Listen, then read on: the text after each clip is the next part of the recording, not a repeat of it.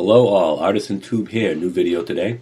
Today I want to touch upon the potential Switch 2 launch game, the killer app launch title, what they're going to release the system alongside.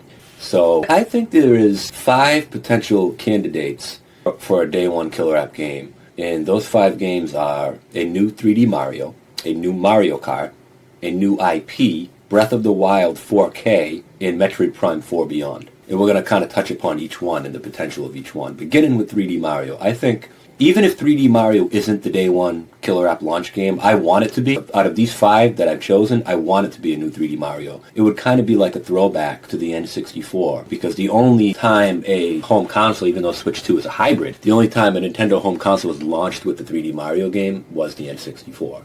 Sunshine came a little later on GameCube. Odyssey obviously came a little later. On Switch, we didn't need it. We didn't need it day one. We had Breath of the Wild to fill that gap. And on Wii, we got Galaxy a little later as well. I'm not sure the exact time frame. They're pretty early on in the console's life cycle, a year or two in. But day one, it's only been Super Mario 64 for the N64. I want it to be 3D Mario, and the 3D Mario that I think we're going to get, I think is going to be one of the most ambitious first-party games that Nintendo has ever developed. I think we are going to get one of the most ambitious 3D Mario game ever made. Surpassing Galaxy, surpassing Odyssey, potentially open world. Take that Breath of the Wild formula, slap it on Mario. You look at Bowser's Fury, look what they did there, and kind of create something that has this massive scope to it. Maybe it is an open world Mushroom Kingdom or something where you can roam around freely. But I think it's going to be just that. One of the most expensive games as well that they've ever made, right alongside Breath of the Wild, Tears of the Kingdom, and even Metroid Prime 4 Beyond, which has been in development for 7 years, and Nintendo's pumping a lot of money into the development of that game. That's up in the list as well, which we'll get to. A new Mario Kart would certainly do the trick day one. I mean, the console would literally, it's going to fly off shelves regardless. Even if none of these 5 games that I'm mentioning here are not the launch title and it's something else, it's something kind of smaller, the system is still going to fly off the shelves. I mean, even Wii U sold 3 million very early on, and then it just dropped off a cliff. So the system's going to sell regardless, but if a new Mario Kart game is available day one, I can only imagine would be a huge deal. But one thing to consider is the Super Mario Bros. Movie sequel, which is releasing in April of 2026. And between a new 3D Mario and a new Mario Kart, Nintendo might want to have one of those games released just prior to the new movie coming out. For example, if 3D Mario is the launch game, and then we get a new Mario Kart in, say, November of this year, 2025, so it's the big holiday game, that would be 6 months from the release of the Super Mario Bros. Movie sequel, which is actually pretty good, that we have a new Mario Kart game available on the market 6 months before the sequel to the Super Mario Bros. Movie releases. So I think we're going to get either 3D Mario or new Mario Kart in the November slot, but we could potentially get one of these 2 games on day one as well. It's really up in the air whether it's 3D. Again, I want 3D Mario, but it could be either or. And I can only imagine what this new Mario Kart game is going to look like too. I mean, graphically, visually. Mario Kart 8 Deluxe looks phenomenal. It's probably one of the best looking games on Switch at the end of the day. So with 4K visuals at the doctor's 4K, new art style, I mean, I can only imagine.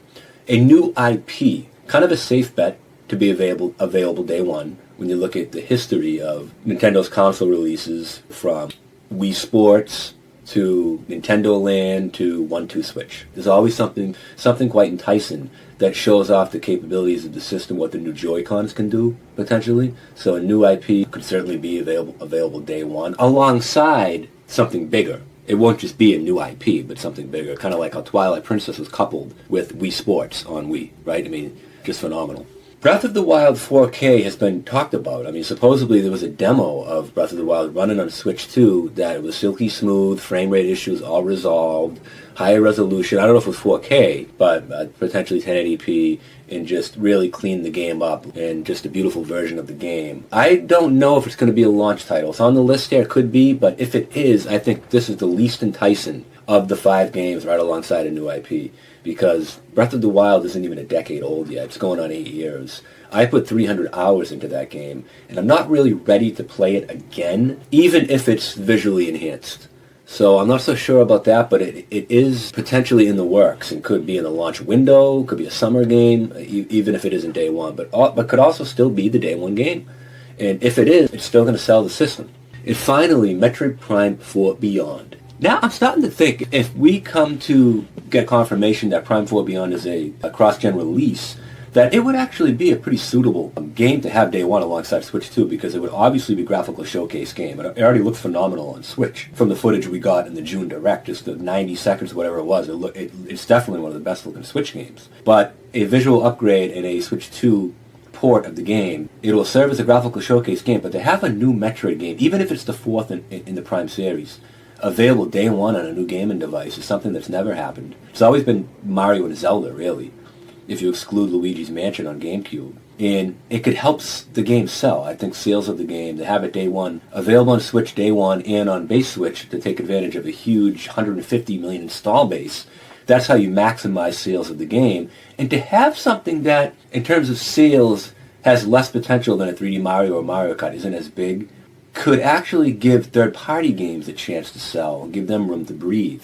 right? If you would have Metroid Prime 4 day one with maybe a new IP, more casual kind of game, and then a flurry of third-party games, everything from, Assassin's Creed, Resident Evil, all these popular IP that are already rumored to be coming to Switch 2, kind of in the launch window, it may give these games more of a chance than, say, if they launch with a 3D Mario or Mario Kart.